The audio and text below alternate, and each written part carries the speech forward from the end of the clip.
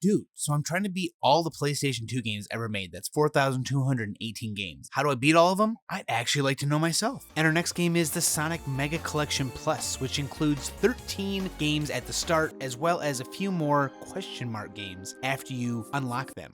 Now here's where I had to make an important choice. How the hell do I beat this game? These games are not normally on the PS2, and this whole game does not have credits at the end after you beat every single game. So I decided for the time being that I'm just going to beat half plus one of the total games in a collection. That means games like the Mega Man X collection, the Mega Man collection. I'll beat half of them plus one so that I get a good feel for the game. Now, I'll talk more about this at the very end, so stay tuned if you want to talk about it there. But for now, that means 13 games originally, so 7 games I need to beat for me to call this game beaten. I decided to start with Sonic 1, and man, as it started up, nostalgia just slugged me right in the nuts. I really love this game. I remember playing it so much, so I'm excited to go through it again. We start in Green Hill Zone, which, of course, you know, it's very iconic because it's the first level. I make my way through these first 3 levels pretty quickly, and while I do go after the Chaos Emeralds, I don't ever get all of them, so I never get to see Super Sonic, which I'm fine with. It just would have taken too long in the end, and I don't want to keep restarting to try and get all of them. In this game, there are 3 acts, with the 3rd act culminating in a boss battle, which this first one is a pushover. It's also iconic for him just swinging a ball in the middle of the screen. You can just duck in the corner and get out of the way too. The Marble Zone is next, filled with hot lava and little spiky bugs, and pushing buttons to lower these weird looking pistons down. I'm not really sure exactly what these are or what they're supposed to be for, if they were from this area originally. I don't know what the fuck they are. Compared to the first act, this act is pretty difficult, honestly, with the lava being so easy to fall in and get on you wherever you are. It's a difficult step right up. The boss, however, here is pretty simple. You just jump and hit him and jump to the other platform, and then you do it again and do it again. Now, this is the first time I do it, but I realized that, you know, this is an emulation and they give you kind of save states, so you can just save and load wherever you want. And honestly, later on, I'm going to fall back on it pretty hard when the games start becoming more frustrating than fun. So I'm going to have to make several attempts on the game, and I'm just going to save and load over and over. Spring Yard Zone also takes another step up with a lot of traps, kind of seemingly random, and enemies that can hit you before you hit them, which means that you don't ever really want to hit them, you just want to avoid them. But as a youngster, I definitely didn't want to do that, so this level gave me a little bit of trouble when I was younger. Now, I'm a smart man, seriously. The boss here, while seeming simple, is pretty easy to die to immediately, because when he drops down to pick up a block that you're standing on, he can squish you in between himself and the block. And if you get squished like that in this game, you die immediately. Doesn't matter how many rings you have. You're pretty much just dead. So you don't want to be right underneath them. You gotta actually have good reaction. Otherwise, you're just going to die like this. And the next zone, Labyrinth Zone, is the place I would get stuck on as a kid the most. Before and after school, I'd play a little bit of Sega Genesis, and I'd play Sonic, and I'd always get to Labyrinth Zone, and then I'd just fail on some of the water parts, and how quick you need to move to do a couple things in this one. And then the boss, you don't even actually have to kill Robotnik at the very end. Instead, all you do is make it to the top to get through. Now, you can kill him. I don't know how. I don't think I've ever done it, but man, I remember getting to it and dying and being so upset, because then I was like, well, I don't have enough time to get back here before school. I fare much better as an adult, even though I'm still kind of sucking at these games, and you'll see later some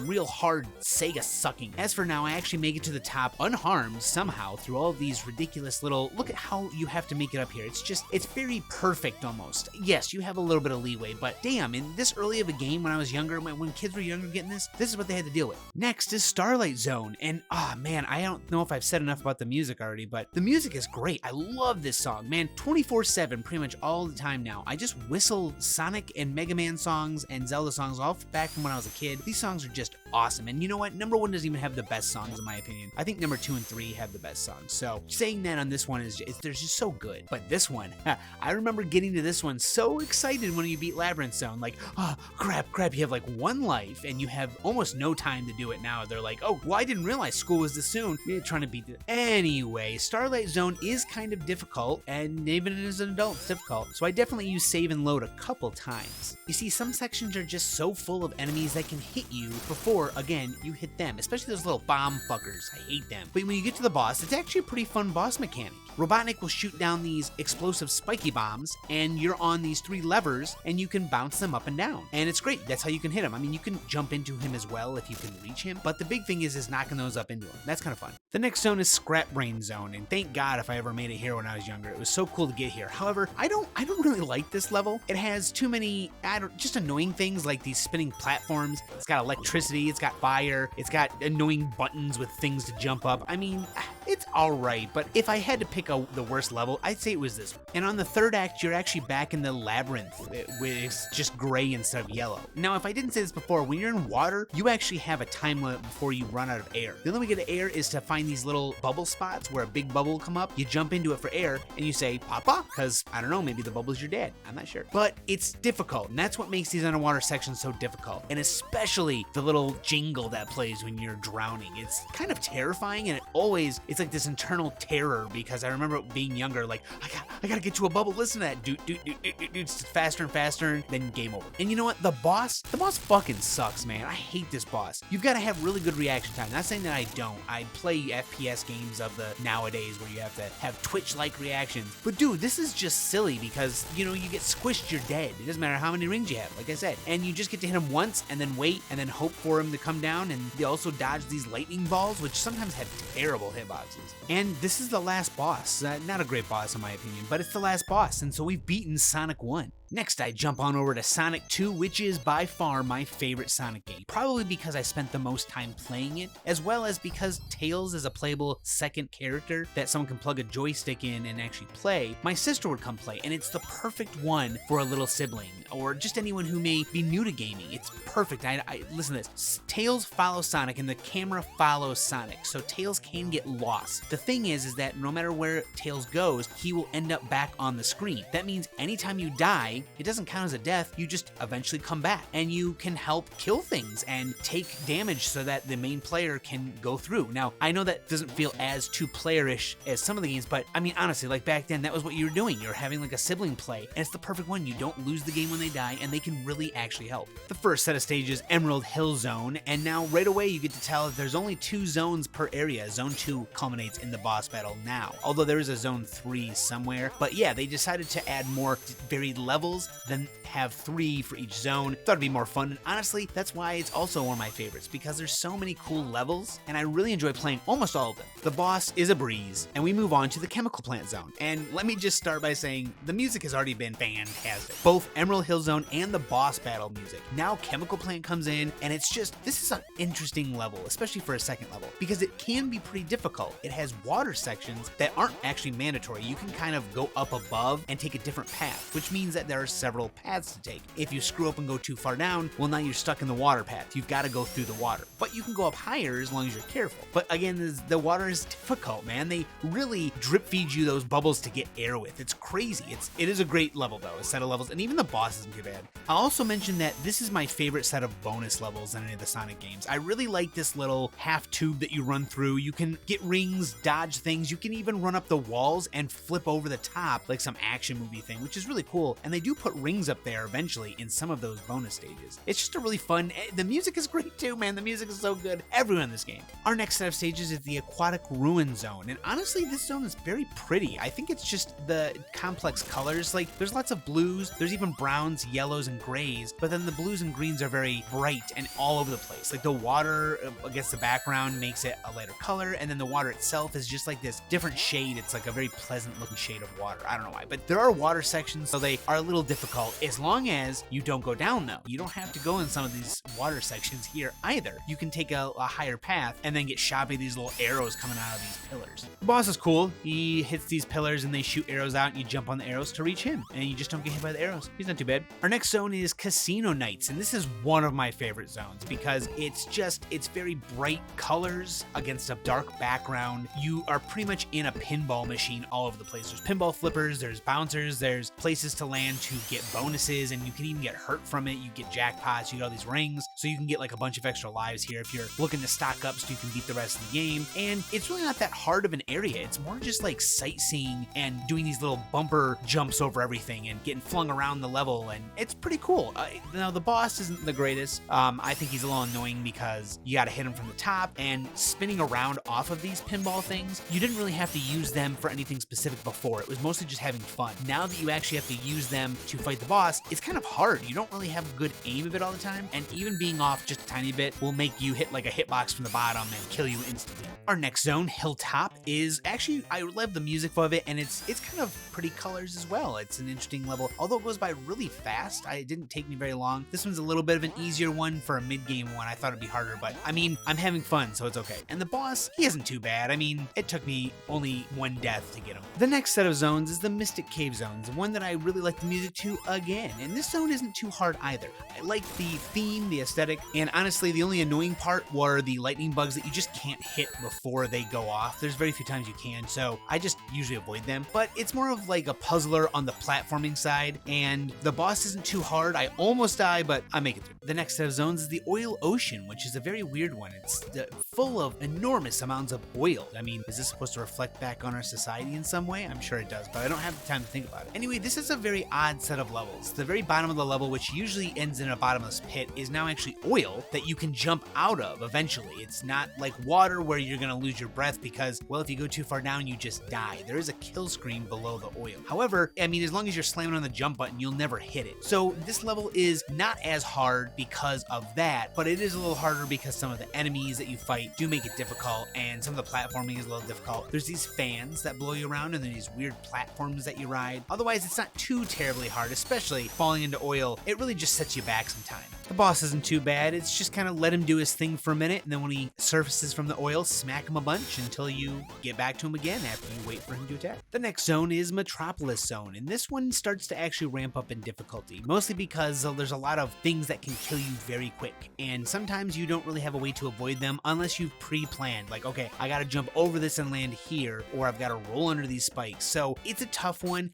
The music is so freaking good. I think the level suffers a little bit from being kind of long and being kind of difficult, which it's not terrible, but it is definitely a step up from some of the ones like Casino Nights where it felt very easy. There's also this part where you have Sonic run on a nut that goes up a screw, and I really don't know why this was one of the mechanics they chose. It's honestly really weird. I mean, it's fine, it's cool, it's a little difficult, and I'm not really sure it has the greatest place here, mostly because what the fuck is that all about, man? I mean, I know this is like supposed to be a zone that, I don't know, maybe I don't think that makes sense to me. The boss is a little difficult though, as he has these eggs orbiting around him, and he just kind of, I'm sure there's a legitimate way to fight him, but I just keep flinging myself into him and picking up a ring. I'm like, hey, you know what? It's pretty much infinite health as long as I can pick up this ring, so I will just keep throwing myself at him. The next zone is the Sky Chase Zone, where you ride the plane with Tails and you dodge stuff in the air, which leads you to the Wing Fortress Zone, both of which have different music, which is cool. And the Wing Fortress is a big-ass fortress in the sky where Robotnik is trying to run from you, and you go in and destroy him before you go into space. These levels aren't particularly hard, although the boss at the end of Wing Fortress is a little difficult, as you need to jump up, and it's not even Dr. Robotnik, but you gotta jump up and hit this thing when it reveals itself, and you've gotta dodge laser, and you've gotta dodge these little flying spiky things, which you then have to use to hit that thing up in the air, because you can't normally just jump up and hit them. You actually have to jump off of one of these things. The Death Egg Zone is the last zone where you fight the last two bosses, Metal Sonic and Dr. Robotnik, up in space, you know, the echoes. Metal Sonic isn't too bad. It does take a few tries to get his pattern down and to learn when to actually hit him and how much time you have, because you can sneak in 2 attacks in between each of his attacks. And it's hard though, you've got to be ready for it. The thing is that in this game you do have continues and lives, but eventually you're going to lose all of them because you have to fight him and then Dr. Robotnik, all in the same life. So if you lose, you have to refight them. Now in this, I just save and load because, I mean, to be honest with you, it's just going to take a long time.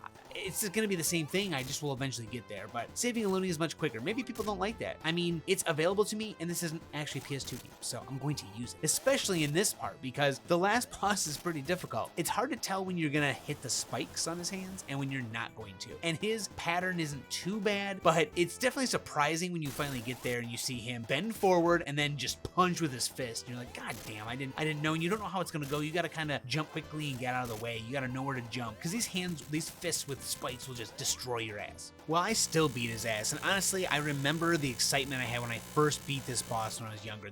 I don't know if I ever beat the boss in Sonic 1 by myself. I definitely sometimes had help from like my dad and stuff, but Sonic 2, I did beat the boss on my own, getting all the way there after a long time, so it was very exciting to beat him. If you couldn't guess, Sonic 3 is next, and this game also has super fantastic music, because, I mean, Michael Jackson did some of it. I'm sure he did, I mean, come on. But the game starts us out on Angel Island, where you get to see that the canon is actually, every time you beat these games, you're supposed to have all of the Chaos Emeralds, and I don't, but you're supposed to. So Sonic comes running up on the island, it's a cute little cutscene, and Knuckles just suddenly stops him and grabs all the Chaos Emeralds. And I don't know how he does it when he's Super Sonic, but you know what? Let's just suspend disbelief for these three talking anthropomorphic animals, and I don't even know where this takes place in. But now we've got to go get them back, and we actually have a secondary bad guy to look out for, Knuckles, and he's a little bit annoying throughout the game. I suppose he just kind of does things that are supposed to knock you to the next level, and then eventually he gets betrayed, but that's much further. Angel Island is really fun. It's a good tutorial mission until you fucking get to the part where the entire forest gets fucking torched. This is terrible.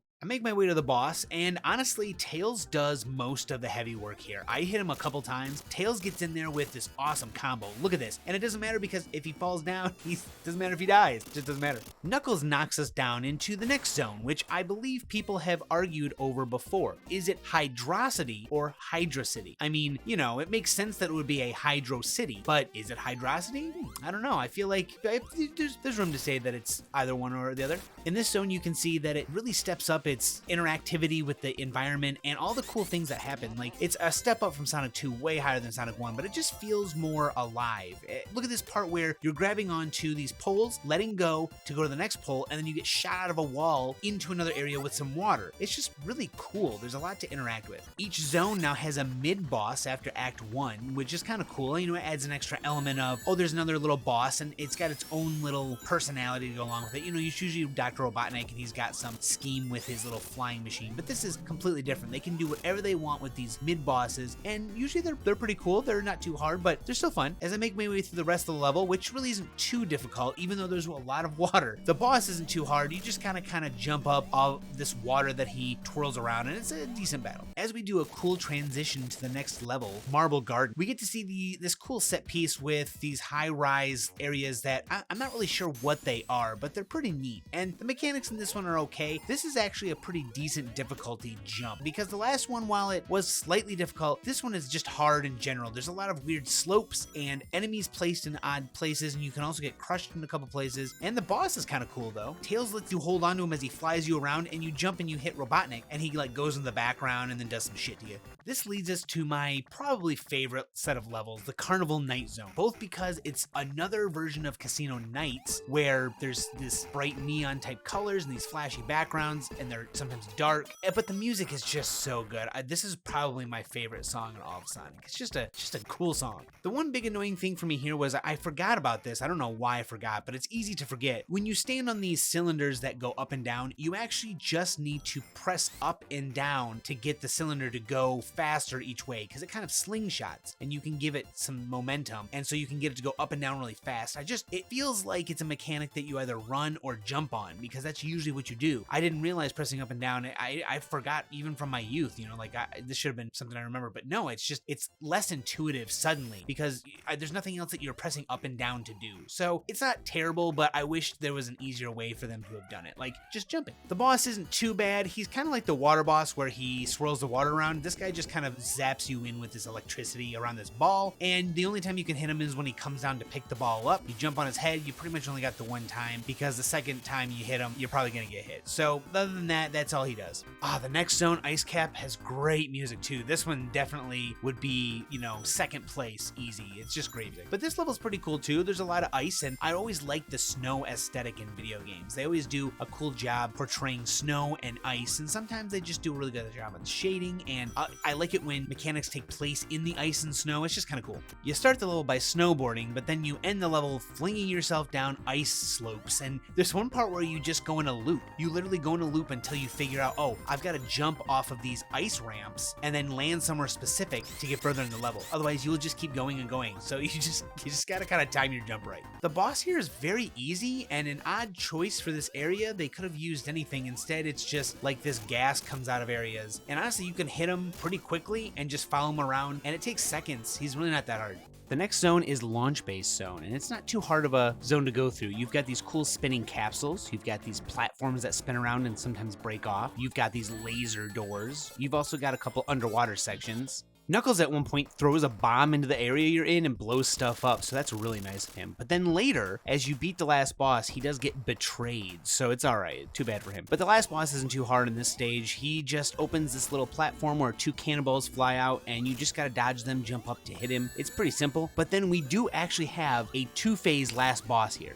The first phase is pretty simple. He just flies vertically in this ship. You hit him until he gets destroyed. The second phase is this cool little contraption he's made where he has 2 big fists, almost kind of like Sonic 2's last boss, except he's much more mobile and flies around. You only have a couple opportunities to hit him, and if he grabs you, he'll power slam you into the deck. Once you beat him though, that's it. That's the end of Sonic 3. Let's move on to Sonic and Knuckles. Before you begin the game, you get to see this gem of text. This game was released only 6 months after the release of Sonic 3, which probably, makes sense once we start playing through it because, man, this game just is not that fun, and it seems like it was rushed. Probably because it was. They probably didn't want to leave the Sega Genesis without one last Sonic game. I mean, look, it's got a really cool feature, having a lock-on the very top of the cartridge. You can actually plug Sonic 1, 2, or 3 into it and get different effects, like using Knuckles in Sonic 3 and 2. And number 1, if you plug Sonic 1 into it, you get this endless stage of bonus stages. Hint, hint, these are actually some of the question marks you can unlock on the main screen where you can pick games to play. So technically they are other games, but it's still the same game. It's still Sonic 2, Sonic 3, and Sonic 1. You're just playing Knuckles on them. So they aren't necessarily anything extra except for fun. But let's start Sonic and Knuckles up and see how good of a game this is.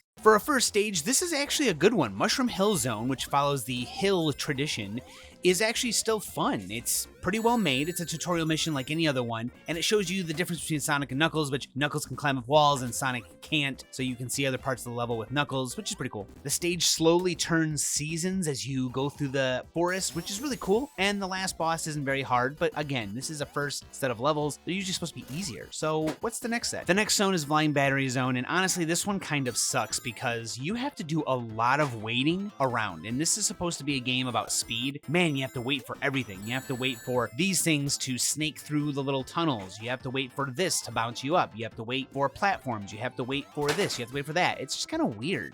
The boss is okay, I guess. It's easier with Knuckles because you can fly safely over him as he's crawling along this platform. However, this thing has big ol' spiky balls and it shoots flames up. And again, you only have a couple chances to actually deal damage to him. Otherwise, you just have to wait. The next zone's Sandopolis isn't too bad for the first act. The act boss is kind of crappy, but going through the level is not too bad. It's kind of fun. You got to swing along these weird, almost zipline type ropes, and there's a lot of sand that you can climb up. But the mini boss at the end of this act is really weird. You just have to wait for him to stand up and grow a head, hit his head, and it will knock him backwards. Eventually, you knock him far enough to fall in the sand. But that means, if you're just normally quick, you can just hit him in the face over and over until he dies.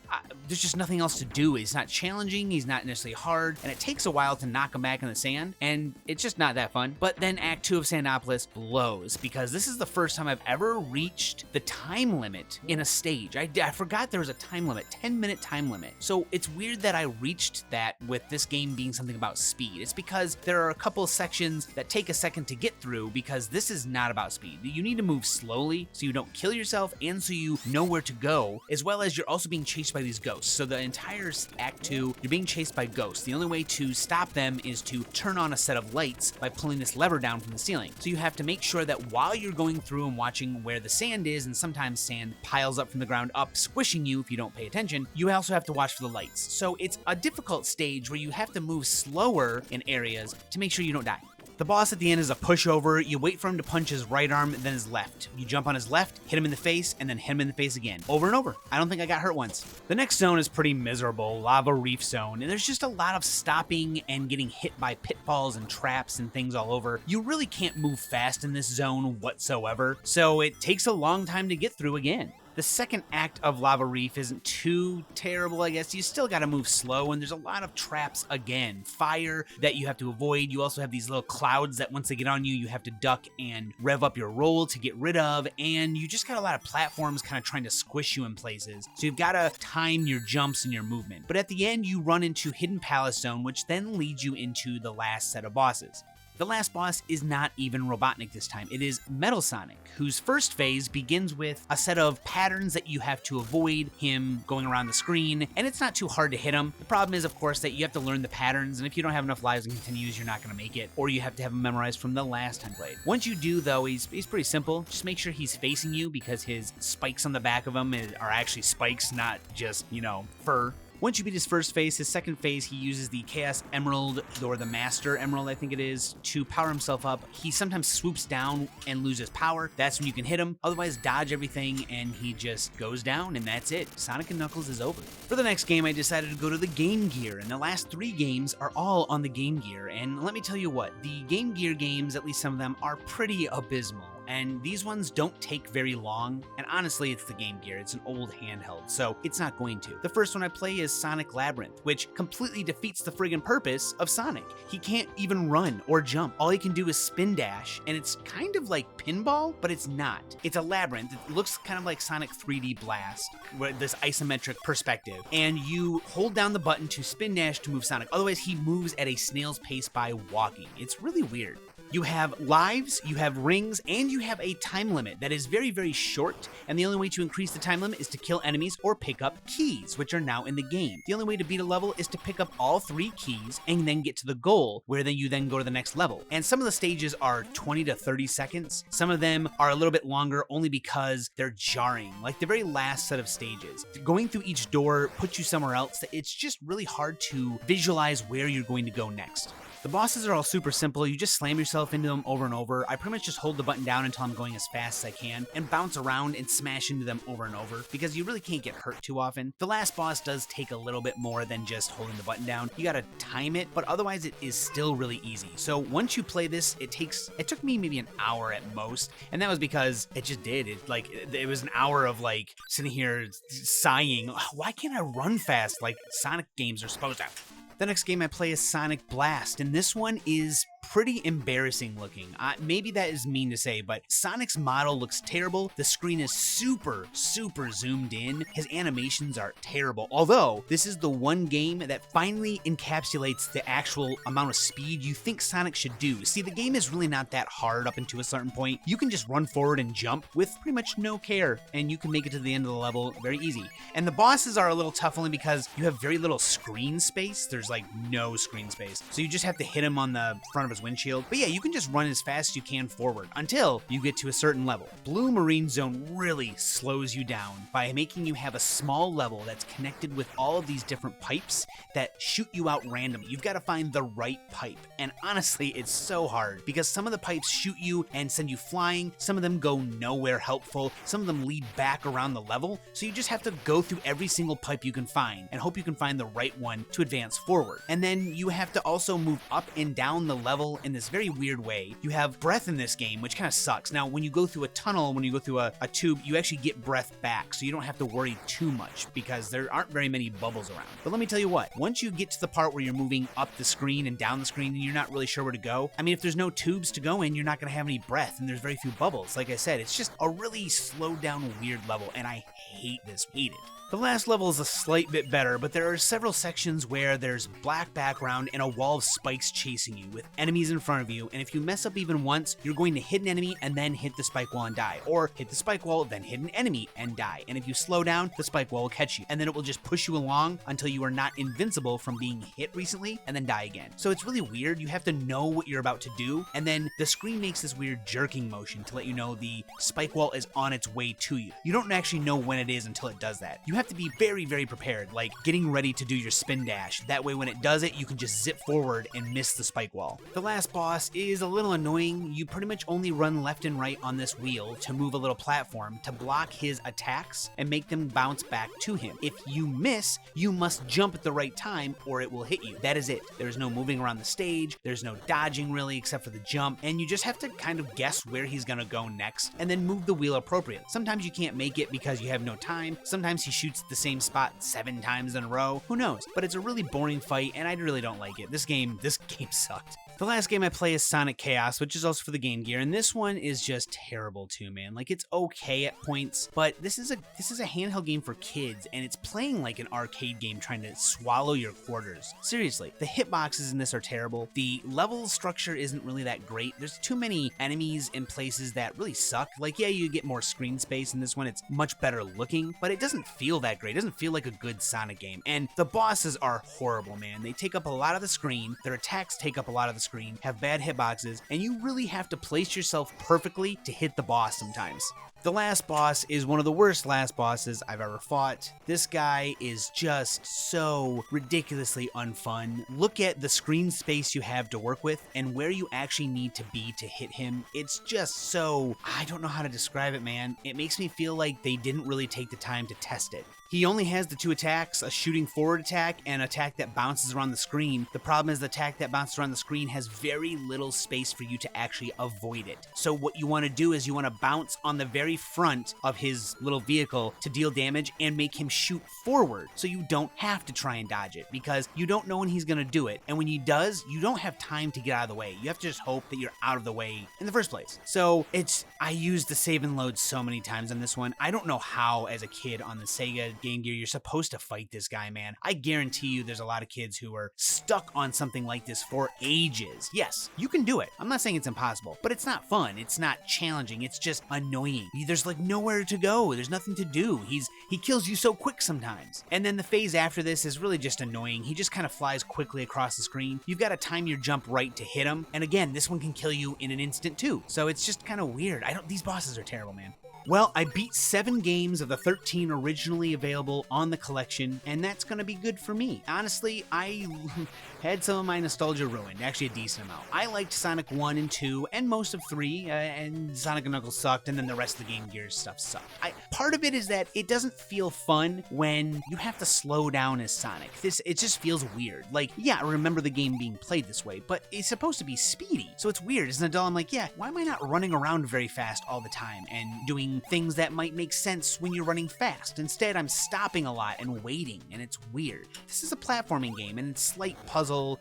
It's fun. It is a fun game. It's just weird that it says that it's a game about speed when it clearly is not always, and barely sometimes, about speed. The first couple levels maybe, and then the rest of them are much more difficult. You need to slow down so you don't die. It's fun. The music is fantastic. The animations in the Genesis games are fantastic. There's a lot of really good stuff about it, but sometimes it gets real friggin' frustrating playing these, because I think it's just an old game, and the way that they designed them back then is just a little different, and so it's just a little too frustrating sometimes. So I'm glad they have the save and load feature. Some people may not like that, but I mean, it's more fun that way. I just don't want to sit down here and learn patterns for a couple weeks and then finally beat it and go, okay, there's one of them beat, especially since I had so many games to play. Now here's where this comes in. I said that at the end I'd talk about this. What do people think of the collections? These games are not normally on the PS2, so what do you think we should do about them? I think this is enough, because there's going to be a lot of games that have modes and things I don't do, but still beat the game, like Star Wars Battlefront before this video. There were 2 modes to choose from.